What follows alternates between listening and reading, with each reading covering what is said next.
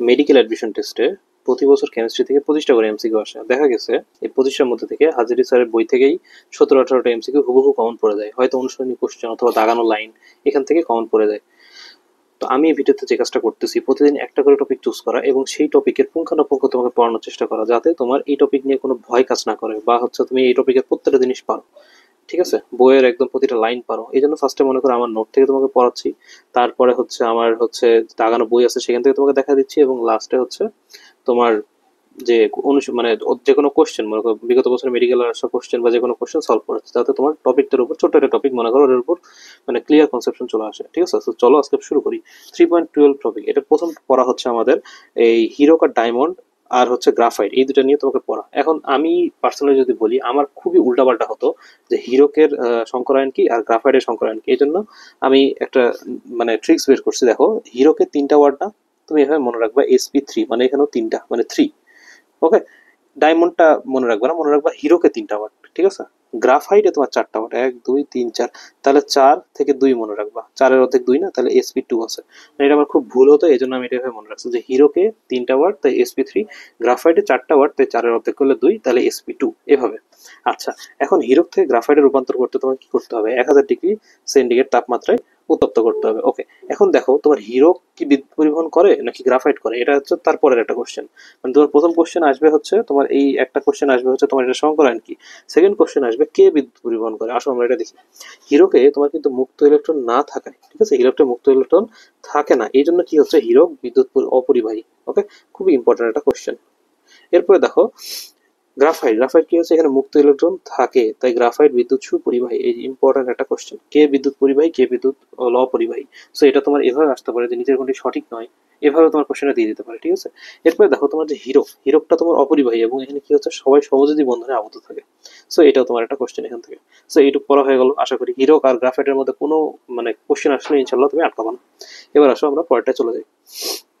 এইটা দেখো, তোমরা তো বেঞ্জিন সবাই চেনো তাই না? বেঞ্জিনের সংকেত কি? C6H6। আমরা নর্মালি বেঞ্জিনটাকে কিভাবে লিখি দেখো, এইভাবে লিখি না, এই যেভাবে বেঞ্জিন লিখি। সো দেখো, এই যে মাঝে গোল্লা দেওয়া বা এটা দেওয়ার কারণ কি? এখানে দেখো তুমি স্ট্রাকচারটা থেকে যদি সুন্দর করে ফলো করো, তাহলে দেখো তোমার কার্বন 6টা তাই না, 1 2 3 4 5 6, তোমার 6টা কার্বন লিখলা এবং 6টা হাইড্রোজেন, তোমার 6টা হাইড্রোজেন এখানে মনে করো দেওয়া আছে, এই 6টা তোমার হাইড্রোজেন। ওকে, এইটুকু আশা করি তুমি ক্লিয়ার হয়েছো। আচ্ছা, এরপরে দেখো তোমার কি আছে, এইখানে তোমার কয়টা ডবল বন্ড কয়টা সিঙ্গেল বন্ড এটা তোমাকে জানতে হবে। আচ্ছা, দেখো তোমার এখানে একটা পর পর ডবল বন্ড আছে, মানে এই যে এখানে একটা ডবল বন্ড, তারপরে একটা সিঙ্গেল বন্ড, তারপরে আবার ডবল বন্ড, তারপরে সিঙ্গেল বন্ড, আবার ডবল বন্ড, আবার সিঙ্গেল বন্ড। এটা তুমি আশা করি পারবা। এরপরে দেখো, যারা আগের ভিডিও আমার সংকলনের ভিডিওটা মিস করছো, তাদের উদ্দেশ্যে এখানে আমি একটু ছোট্ট একটু জিনিস আমি আবার রিক্যাপ করি। দেখো, তোমার কাছে যখন মনে করো কার্বন সিঙ্গেল বন্ড কার্বন আছে, তারপরে তোমার কাছে কার্বন ডবল বন্ড কার্বন আছে, তোমার কাছে যখন কার্বন ট্রিপল বন্ড কার্বন আছে, ঠিক আছে, তোমরা যারা সিগমা পায়ের পার্থক্য বোঝো না বা কিছু বোঝো না, তারা আমার সংকলনের ভিডিওগুলো অবশ্যই দেখবা। ওখানে আমি তোমাকে ইন ডিটেলসে খুব সুন্দর করে প্রত্যেকটা জিনিস শিখাইছি। এবং তুমি যদি ওই ভিডিওটা দেখো, আমি তোমাকে গ্যারান্টি দিচ্ছি, তুমি মানে একটা যৌগ দেখলে তুমি 3-4 সেকেন্ডের মধ্যে তুমি প্রত্যেকটা জিনিস বলতে পারবা যে তার সংকরায়ন কি, বা তার বন্ধন কোণ কত, বা তার আকৃতি কেমন। তুমি 3টা কোশ্চেনের আনসার তুমি 3-4 সেকেন্ডের মধ্যে দিতে পারবা। ওকে, সো ওইটা দেখে আসবো অবশ্যই। কিন্তু এখানে একটু রিক্যাপ করে দেখো, তোমার কাছে মনে করো একটা সিঙ্গেল বন্ড আছে কার্বন কার্বনের মধ্যে, তখন অবশ্যই সেটা কি হবে, তোমার সিগমা বন্ধন হবে। একটা বন্ধন থাকলে সেটাই সিগমা হয়। ঠিক আছে, সেটাই সিগমা হয়। অথবা তুমি এভাবে চিন্তা করতে পারো, মনে করো তোমার এই মৌলটার কথা চিন্তা করো। ঠিক আছে, এইটা মনে করো এখানে হাইড্রোজেন হাইড্রোজেন আছে তাই না, হাইড্রোজেন হাইড্রোজেন আছে। এখন দেখো এখানে একটা সিঙ্গেল বন্ড আছে না, আমি এটা অন্য কালি ইউজ করি, মনে করো নীল কালি ইউজ করি। হ্যাঁ, দেখো এই যে এখানে তোমার এই যে একটা সিগমা বন্ড আছে, সিঙ্গেল বন্ড আছে, এখানে একটা সিঙ্গেল বন্ড আছে। সুতরাং এটা কি হয়ে গেল, এটা তোমার সিগমা বন্ধন হয়ে গেল। তুমি যদি আলাদাভাবে চিন্তা করতে চাও, এটাও কিন্তু তোমার সিগমা বন্ধন হয়ে গেল। সিগমা আমরা এভাবে লিখি অনেকটা। ওকে, এখন দেখো তোমার কাছে যখন ডবল বন্ড আছে, তখন তোমার একটা সিগমা হয়, একটা পাই হয়। যখন তোমার 3টা বন্ধন আছে, তখন তোমার একটা সিগমা হয় আর বাকি 2টা হবে পাই। ওকে, বাকি 2টা তোমার কি হবে দেখো, বাকি 2টা হবে তোমার পাই। এই দেখো, বাকি 2টা হবে তোমার পাই। বুঝতে পারছো? তাহলে এইখানে দেখো তো কি হবে, তোমার একটা অবশ্যই সিগমা হবে। এই যে তোমার একটা অবশ্যই সিগমা হবে, এই যে এইটা তোমার সিগমা বন্ধন। ওকে, কিন্তু এইটা তোমার কি হয়ে যাবে, এটা হয়ে যাবে তোমার পাই বন্ধন, এই যে নিচেরটা। ওকে, বুঝতে পারছো? ক্লিয়ার? এখন দেখো, আমরা এই যে এই কনসেপ্টটা যেটা খাটালাম সিগমা পাই, এটাই আমরা এখানে অ্যাপ্লাই করবো। অ্যাপ্লাইটা কিভাবে করবো দেখো, তোমার এখানে মনে করো আমি আচ্ছা বেগুনি কালি দিয়ে সিগমা গুলো লিখতেছি। দেখো তোমার সিগমা কয়টা আছে, তোমার এখানে একটা সিগমা, এখানে একটা সিগমা, মানে তোমার 6টা হাইড্রোজেন না, তাহলে 6 হাতে 6টা সিগমা চলে আসলো। ওকে, তারপরে দেখো তোমার এভাবে চিন্তা করো যে এখানে তোমার একটা সিঙ্গেল বন্ড, আরেকটা সিঙ্গেল বন্ড, আরেকটা সিঙ্গেল বন্ড, আরেকটা সিঙ্গেল বন্ড, আরেকটা সিঙ্গেল বন্ড, আরেকটা সিঙ্গেল বন্ড, তাহলে এখানে কয়টা তোমার সিগমা চলে আসলো, আরো 6টা সিগমা চলে আসলো না? তাহলে তোমার সিগমা বন্ধন মোট কয়টা হলো বলো তো? তোমার সিগমা বন্ধন হলো মোট 12টা। বুঝতে পারছো? তাহলে তোমার পাই বন্ধন কয়টা, এটা তোমার এমসিকিউ এখান থেকে। পাই বন্ধন আসলে আমরা মনে করো নীল কালিতে আমরা দেখি। দেখো তোমার এইখানে এই যে এইটা একটা, এইটা তোমার একটা কি বলো, পাই বন্ধন। এইটা তোমার কি একটা পাই বন্ধন, এইটা তোমার কি একটা পাই বন্ধন। বুঝতে পারছো? এটা তোমার একটা পাই, এটা পাই, এটা পাই। তাহলে তোমার পাই বন্ধন মোট কয়টা আছে? খুবই ইম্পর্টেন্ট কোশ্চেন। দেখো পাই বন্ধন কয়টা আছে, পাই বন্ধন আছে তোমার 3টা। এই যে এই 3টা পাই পাই লিখছি আমি, কিন্তু সঞ্চরণশীল পাই ইলেকট্রন কয়টা আছে, এইখানে একটু ফোকাস দাও। এটা আমি কালো কালি দিয়ে এখানে দেখাই। দেখো এইখানে একটা ইলেকট্রন, এইখানে একটা ইলেকট্রন আছে না?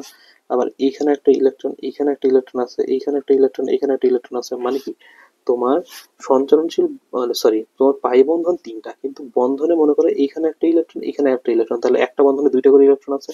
তাহলে তোমার সঞ্চরণশীল পাই ইলেকট্রন আছে 6টা।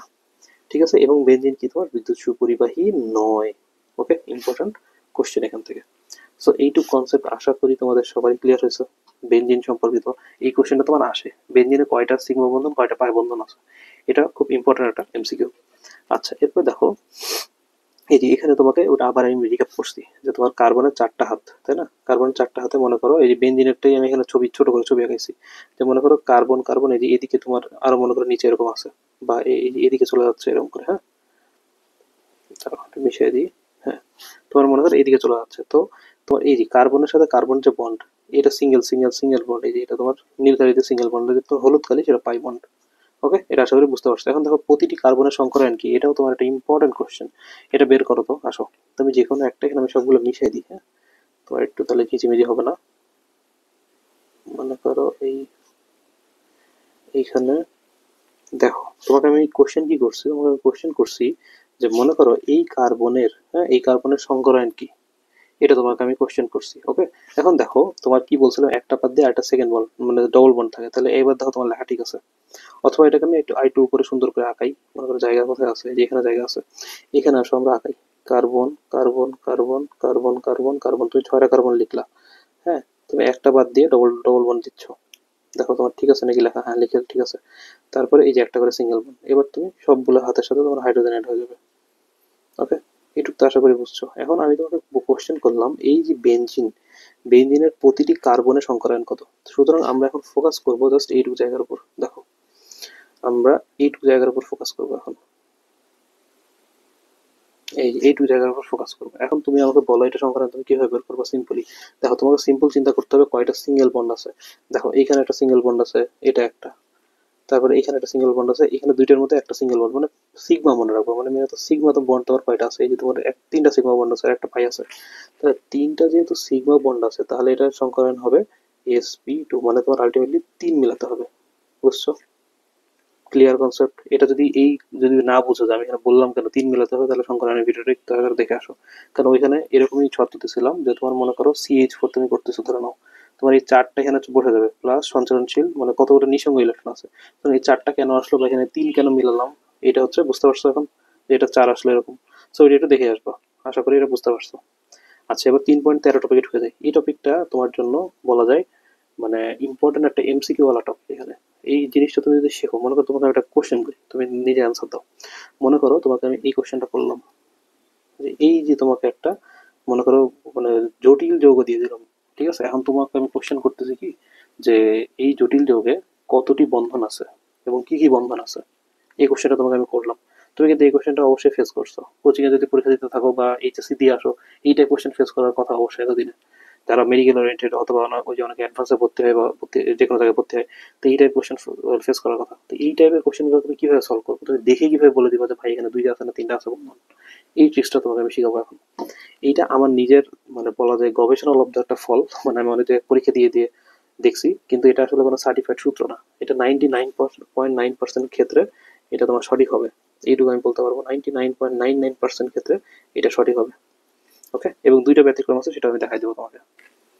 দেখো একটা রুল আমি বানাইছি, ঠিক আছে? রুলটা কেমন, তোমার কাছে যদি তিনটা মৌল থাকে, ফোকাস দাও, তোমার কাছে যদি একটা তোমাকে আমি যৌগ দিয়ে দিলাম যেটার মধ্যে তিনটা মৌল আছে, অথবা অথবা দুইটা মৌল এবং একটি লিগ্যান্ড আছে, তাহলে সব সময় তোমার তিনটা বন্ধন থাকবে।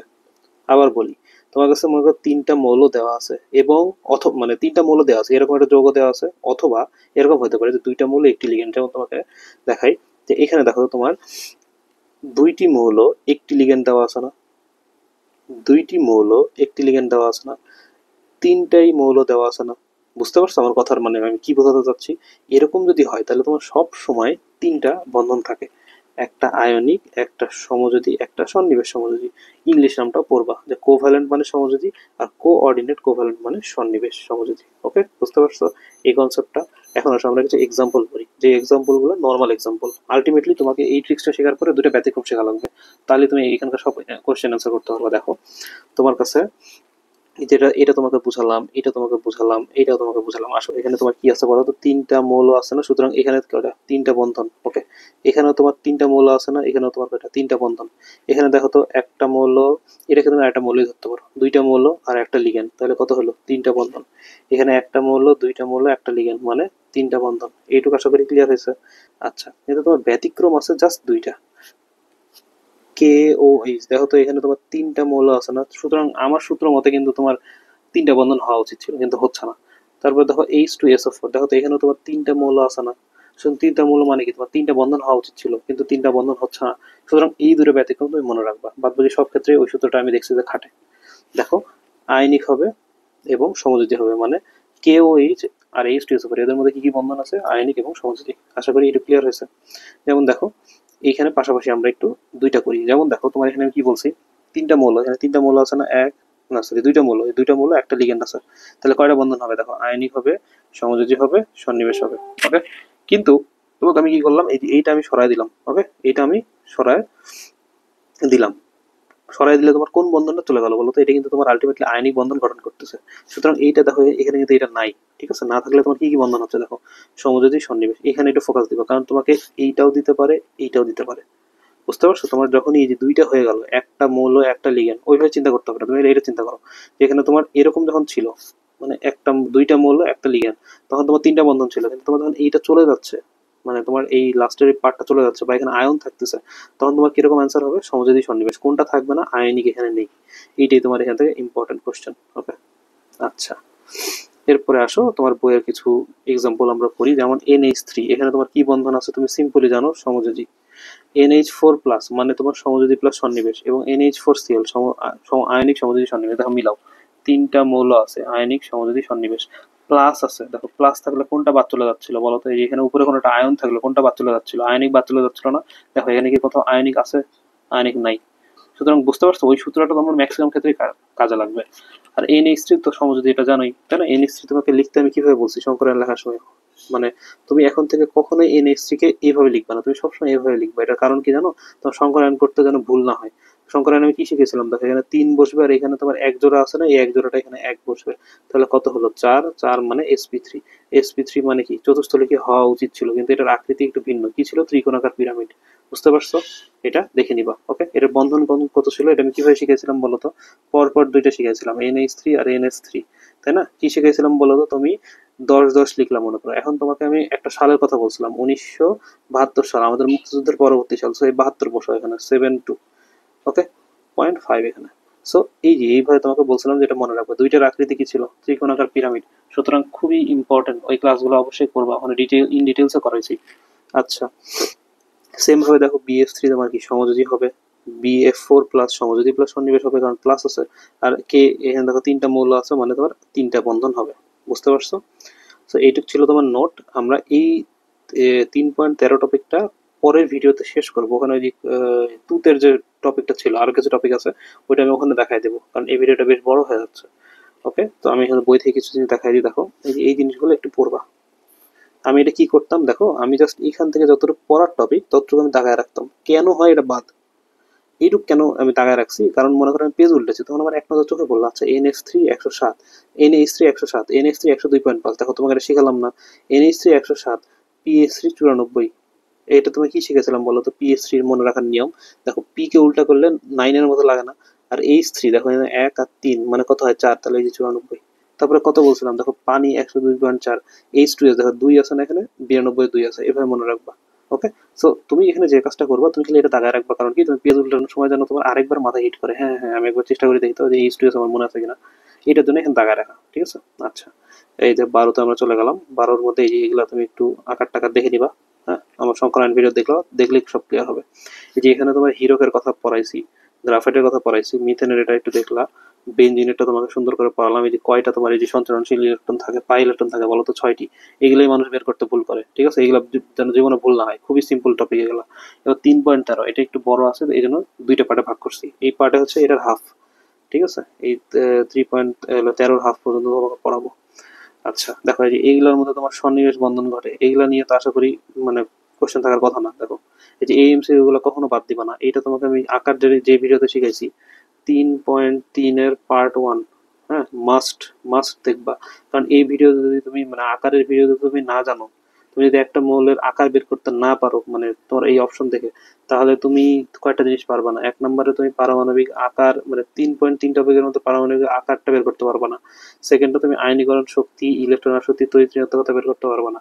3 নম্বর হচ্ছে ফাজানের নীতি রিলেটেড কোনো কোশ্চেন আনসার করতে পারবা না। ফাজান পারা না মানে তোমাকে এরকম কোশ্চেন দিবে, কার গলনাঙ্ক বেশি, কার হচ্ছে স্ফুটনাঙ্ক বেশি, তারপরে হচ্ছে কার আয়নিক বৈশিষ্ট্য বেশি, কার পোলারিটি বেশি, এই কোশ্চেনগুলো তুমি একটা অ্যান্সার করতে পারবে না। সুতরাং একটা ভিডিও মানে একটা টপিকের সাথে তোমার অনেকগুলো টপিক রিলেটেড, সুতরাং এইগুলা যেন তুমি ভুল না করো বা না মানে না পারা না হোক। ওকে, পারতে হবে এগুলা।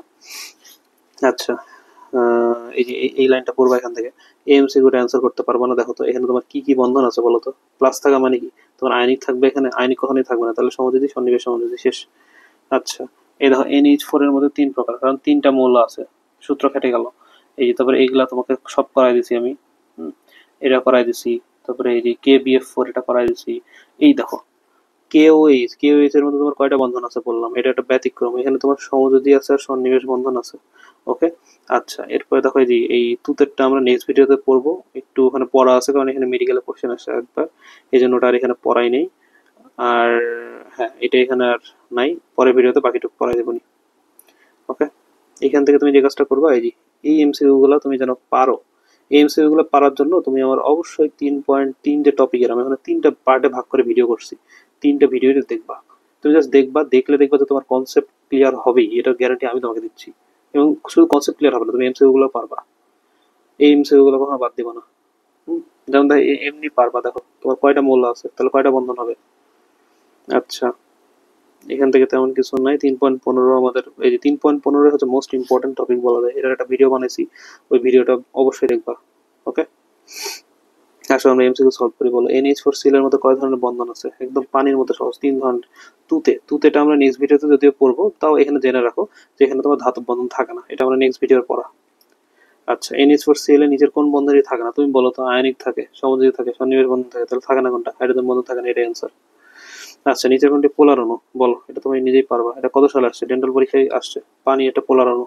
ওকে, এগুলো এটা অপোলার, এটা অপোলার, এটা অপোলার। এই পোলার অপোলারের মধ্যে পার্থক্য মানে মৌল, এটা তোমার 2 অধ্যায়ে আমি পড়াইছিলাম একটা ভিডিওতে, ওইটাও দেখতে পারো। So thank you for watching, ভিডিওটা একটু বড় হয়ে গেল, এই জন্যই আসলে ওই মানে 13 মানে টপিকটাকে 2 পার্টে ভাগ করা, তা নাহলে এই ভিডিও শেষ করার চেষ্টা করতাম। আমি আমার পরিচয়টা দিই, আমি মোহাম্মদ ইশাক তৌসিফ, 63তম MBBS রাজশাহী মেডিকেল কলেজ, আমার কলেজ ছিল রাজশাহী কলেজ। নেক্সট ভিডিও দেখার আমন্ত্রণ রইল, ইনশাল্লাহ নেক্সট ভিডিও তোমার খুব মজা লাগবে। আল্লাহ হাফেজ।